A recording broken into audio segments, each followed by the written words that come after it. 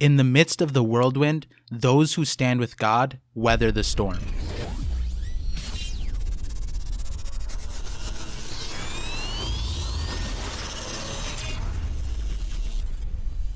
That quote is referencing the Battle of Ed War, which showed us the historical clash between Roger and Shiki, which was in Chapter 0.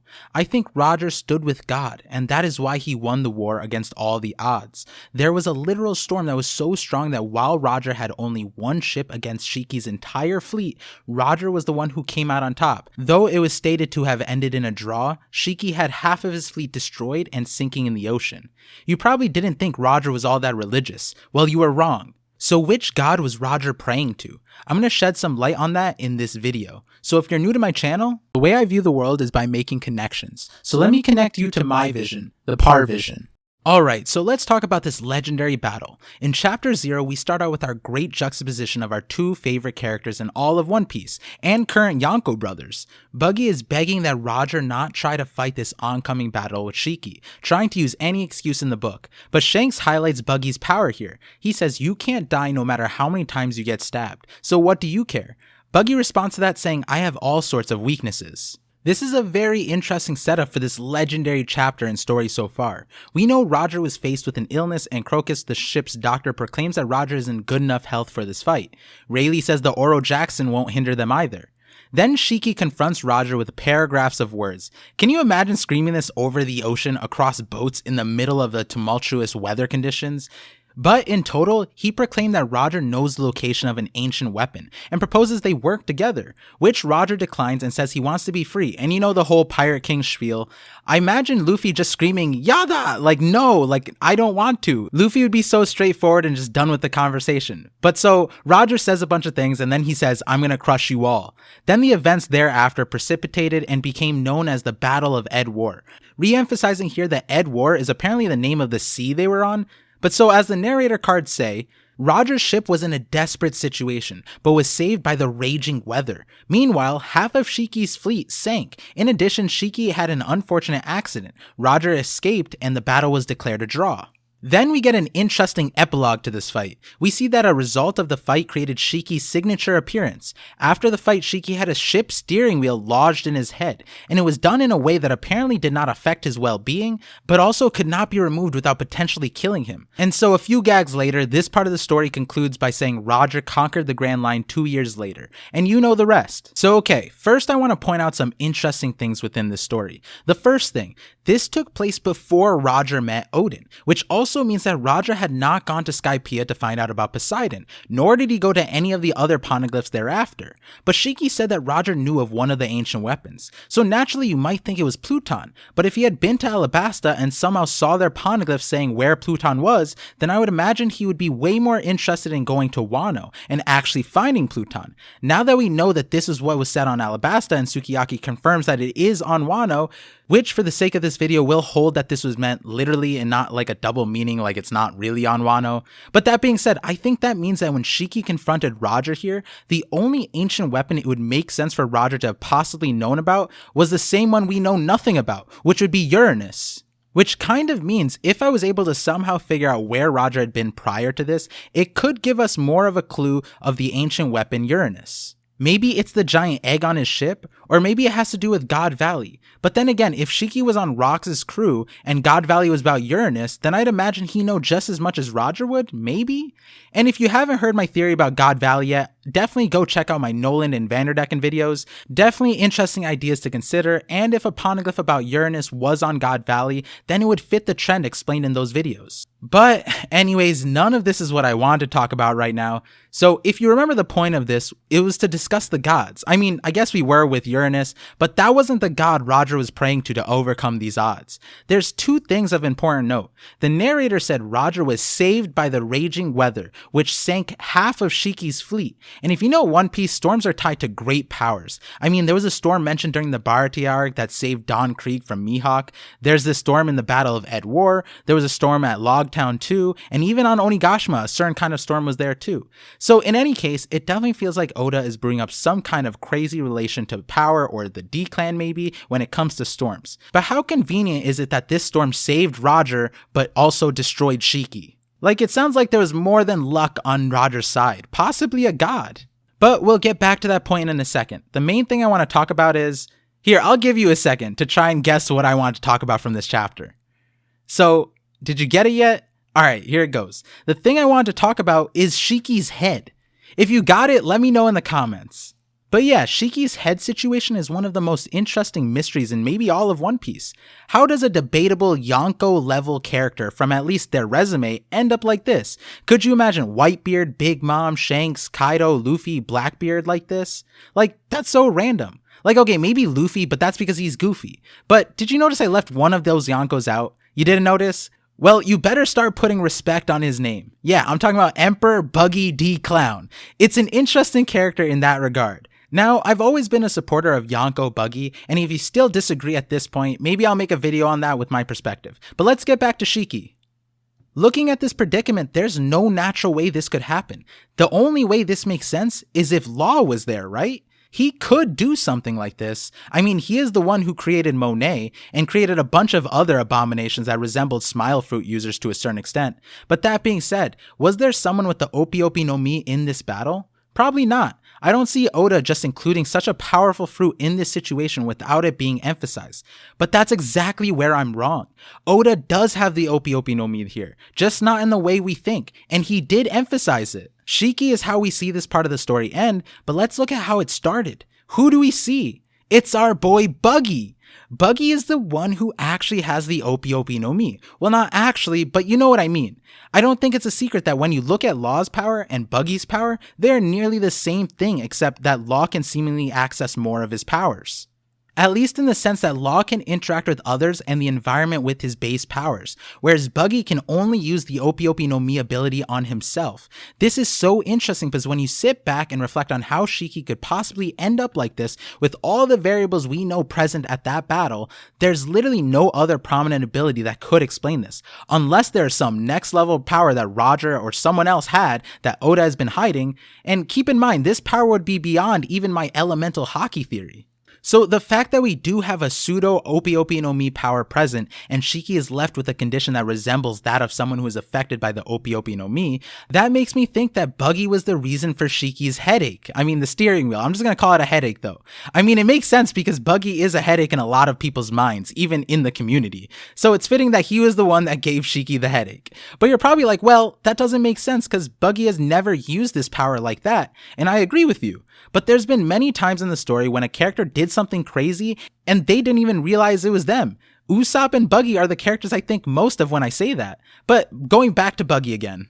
So in a lot of ways, I think Buggy's fruit is one of the elusive mythical Zoan human fruits. If you haven't watched my mythical Zoan fruit theory series, I laid out a bunch of criteria that I think fit that allowed Luffy's Gomu Gomu no Mi to go under the radar and be a Zoan fruit the whole time. And so in those videos, I used that logic and applied it to a bunch of characters that I thought would be really interesting candidates for hidden mythical human fruits. And I asked everyone to let me know any other character they thought would fit too. And not surprisingly, Buggy was one of the best candidates from myself and in the community. I mean, when you think about it, right? Luffy's rubber body was a permanent state that was never reversed, except for one special instance. But that now is better understood because the Zoan fruit permanently changed his body. Similarly, Buggy has a mirrored situation where it doesn't seem like he has to turn on or off his powers consciously. As Shanks says in chapter 0, it doesn't matter how many times Buggy gets stabbed. He will never die. In a sense, right, Luffy and Buggy are, quote, immune to specific attacks. Like, Luffy would never die to normal blunt force attacks or electricity, and Buggy would never die to normal slash attacks. What's funny is that a lot of people downplay Buggy as a Yonko while we're in the Wano arc, when if Buggy were facing the samurai on Wano, he'd be pretty impervious to them. Like, the Akazaya 9 actually sort of damaged Kaido, but they wouldn't actually be able to hurt Buggy. Sort of. I mean, they would be able to, I'm sure, like Raizo, but just from a slashing point, not really. Also, since we are comparing Buggy's power to Law's power, it's also funny because the community can recognize Law's power as OP on him, but even though Buggy has a very similar manifestation of it, just because it's Buggy, he gets downplayed. But anyways, another parallel between Luffy and Buggy is that they both ate their fruits because of Shanks. But anyways, without derailing this by analyzing the story around Buggy, I'll save that for another video. Let's get back to the nonsense that Buggy has a hidden mythical human fruit. Another interesting point that was brought up in my Voice of All Things stream episode about mythical Zoans was that each mythical Zoan has a mythical power attached to it. So we went through all of the known mythical Zoans and created a chart of their powers and analyzing the pattern. With this information, I pinpointed possible unclassified powers as mythical Zoans, like Karasu from the Revolutionary Army, and a few others. That being said, the best way to briefly explain this idea is that it seems like each mythical Zoan fruit has a paramecia-like, if not a straight-up paramecia power attached to it. So the best example for this is Katarina Devon, who has a mythical Zoan nine-tailed fox power. So her Zoan aspect turns her into the fox, and given the lore of disguises with the fox in Japanese history, her mythical power is literally the Mane Mane no Mi, or the clone fruit. She is able to basically use Bon Clay's power as an add-on to her mythical Zoan fruit. So now we apply that logic to Buggy, and it makes a lot of sense. Buggy probably has a mythical Zoan fruit, and his add-on is the Opi Opi no Mi fruit, which would make Buggy's circumstance exactly the same as Luffy's, where Luffy thought he was a rubber man his whole life, which is still true, but that's not the whole picture. Luffy has only been using the paramecia side of his fruit this whole time, and I believe Buggy proclaiming to be the Chop Chop human is very much the same way, which is why the Buggy-Luffy parallel is so important. Which, I mean, if you don't already see the parallel, even their names are super similar. But back on point. So now at this point, sure, all of this makes sense, but then how does Buggy, whose power is so restricted to himself, create a Shiki steering wheel headache wheel situation? Well, to answer that, I think the best thing to say is if it's in the realm of Law's powers,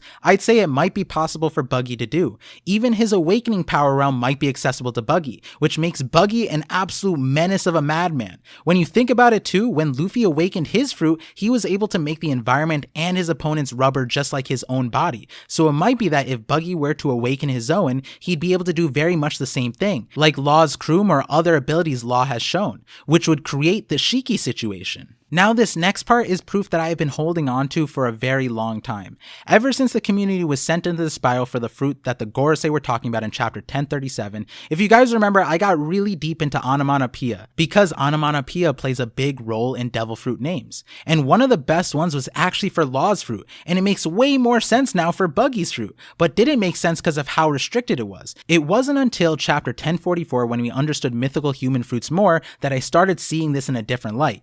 So basically, okay, breathe. Before I say this, don't get mad. If you don't like Buggy, please continue watching this video. If you like this video so far, please like, share, and subscribe. But just to clarify, I'm not 100% sure on this. This is just a theory, but I think Buggy has the mythical human fruit model, Rain God. Yes, I know it's weird. Hear me out. But if there are 4 gods and Luffy is sun god Nika, then I think Buggy being rain god would make sense. But that's not the reason I thought of this. Okay, so here's how I stumbled upon this line of thinking. You know how Law's power is super OP in the rain? Like, he even said a few times, like, if only it were raining. But we got a way better understanding of why when it was raining on Onigashima. The scope and prowess he gains when it rains, because he could just manipulate everything, is just insane. He would be essentially a rain god, or rather a god of the rain, or god of the rain. That being said, Law's and Buggy's power were really similar, and so Buggy's power is called the Bara Bara no Mi, which is a multifaceted pun. On the surface, yeah, it means chop chop, and Bara Bara can mean dismemberment, which makes a lot of sense for Buggy, but it also made way more sense for Law's. Yet his fruit was named the Opi Opi no Mi. And so the other part of the Bara Bara is that it's also the onomatopoeia for raindrops. And I checked this in multiple places, but yeah, the sound of raindrops is Bara Bara. And so originally I was like, that's Law's because he is OP in the rain. But now, no, it's definitely Buggy. And so Buggy might be OP in the rain, but the naming reason isn't the only reason why I thought of this.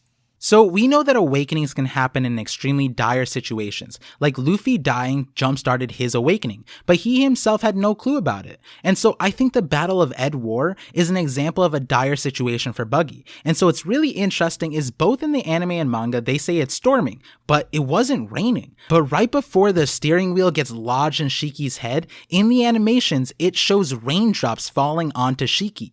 The weather started going crazy, and so I'm thinking that Buggy might have been the cause of this storm. Unintentionally accessing his Zoan or awakening might have triggered it to rain. Now, I wouldn't be saying this if I had one example. No, without really looking that far, there's another example. In chapter 99, which I'll be looking at more for a future video about the Straw Hat, there's an interesting progression of events. This is in Logtown prior to Luffy's execution at the hands of Buggy. Nami could predict that there was a storm coming, and as we know, Dragon was there too, and a lot of people speculate that he was the cause of the storm, but if you're a ParVision viewer, you know that throughout all of my videos, especially my elemental hockey theories, that I think Dragon's power is related to wind only, but it's not a Logia, and probably not a Paramecia, which leaves me with Mythical Zoan or my elemental hockey theory. But that being said, what we see in this chapter was another interesting display of weather. See, it's storming and Buggy winds up to do his strike to execute Luffy, then the lightning hits the both of them. And this is so interesting for so many reasons. But the two things I want to focus on, the first thing is that Buggy got demolished by the lightning strike. And after, it's when it started to rain. There was no rain before, but after Buggy was nearly killed is when it starts to rain. Like it's even in the panels right next to him. And again, this is so interesting for so many reasons. I mean, right after, Sanji looks at Zoro and is like, do you believe in a higher power? And everyone in the crowd is shocked at Luffy, and we know he is Sun God Nika, but it would be crazy if Buggy is also the Rain God here, so the Sun and Rain God were in the same place at the same time. And so for now, all I have is that he might be the Rain God. The name for it, I still don't know. I haven't uncovered it truthfully yet, but maybe by the time I make my second Buggy video, I will have it. But I imagine, like Nika, it might be a name within the series rather than outside, but it could have inspirations from outside sources too. So anyways, it's an interesting thought because normally you wouldn't associate Law's fruit with rain, but Law is nearly untouchable, or a god if you will, when it does rain. So by that logic, it could make sense that if someone had that power, they would be named the Rain God, which also fits into my logic with Luffy and his pure white form and possibly shadow manipulation, and how I made Sun God Nika make sense to his rubbery power display. Like you wouldn't normally associate rubber and sun, but here we are with Sun God Nika. And so with this logic, Luffy doesn't need to have sun powers like the fire or pyrotechnics, but it still makes a lot of sense if you watch my Gear 5 video. And if all of this is true, then I do think that Luffy will probably gain access to absurd powers when he is in the sun in Gear 5. I'll be thinking about this way more, and I'll be talking about Buggy more often now that he's claimed his throne as an emperor. Something else I want to throw into this video is my mini theory idea. So I came to this realization while looking at the recent Yonko reveal panels. So what this made me realize was that 2 of the 3 Yonkos have hurt the original Yonko, Shanks. Blackbeard is the one who gave Shanks the scar on his eye, and Luffy is the reason why Shanks lost his arm. So 2 of them, though through different circumstances, has left Shanks physically scarred because of their actions, which led me to the idea that either Buggy has already hurt Shanks, but we don't have any indication of that, so then the next idea is that Buggy may be the cause of the next injury Shanks gets. So this could mean a lot of things. Will Buggy injure Shanks intentionally? Well, they did say they would fight each other in an all-out fight when they met each other as separate pirates, which they didn't at Marineford, but that might be because of the circumstances that they were in. And so what I was thinking was that Shanks would protect Buggy in a specific circumstance and get injured, or even crazier, give up his life for Buggy. Which is wild to think about, right? But when you take a step back, he did give up his arm for Luffy, whereas Buggy is actually more of a brother to Shanks than anyone else, really. So it's not crazy to think that Shanks might give himself up to save Buggy for some reason. This line of thinking made me realize how excited I am for the future of One Piece, and Buggy, and just everything. But so now with this video context in mind, I was also thinking, well, if Luffy is the Sun God and I'm saying Buggy is the Rain God, then that leaves Forest God and Earth God, and it could be Shanks or Blackbeard. I feel like Blackbeard would be the forest and Shanks would be the earth god, but then again, Shanks doesn't have a devil fruit, so him being the fourth god doesn't really make too much sense, unless there's some kind of twist in the titles. Another thing I was thinking, to properly make Blackbeard the scary antagonist that he's supposed to be, it might be that he already has the other 2 god fruits, the Yami Yami no Mi being the forest god and the Gura Gura no Mi being the earth god, and I'll have an explanation for that in a different video if I think about it more. But again, all of this is if these 4 god titles even mean anything. Like I've mentioned in previous videos, those 4 god names could just be something the community is holding on to, and instead there might only be one other god, and it would be the one opposing Sun God Nika, and in a previous video I proposed the name Void, so Void God, but you have to watch that video to hear the explanation. So let me know what you guys think about this idea. If you have ideas of your own, make sure to not only share it in the comment section, but also join my Discord server. There are so many cool and wild ideas thrown around in there, including a bunch of my own, but the main thing is that we respect opinions open-mindedness while also providing critical takes while being respectful to help strengthen each other's ideas as we move along in this One Piece journey. If you want to see some random interesting catches I find during my rereads, then follow me on Twitter or check out my TikTok. But more than anything, please like, share, and subscribe if you like this video. And if you want more One Piece conversations, my streams are the best places to get that. And if you aren't already aware, I will be at this year's Reverie on July 8th, and in preparation for that, I'm going to be getting through a bunch of my major videos before then, so stay tuned. This break month is shaping up to be one of the most exciting months for me, and so thank you for being here and sharing this moment with me. And so, like always, thank you for connecting with me, and I'm looking forward to connecting with you all on the next ParVision.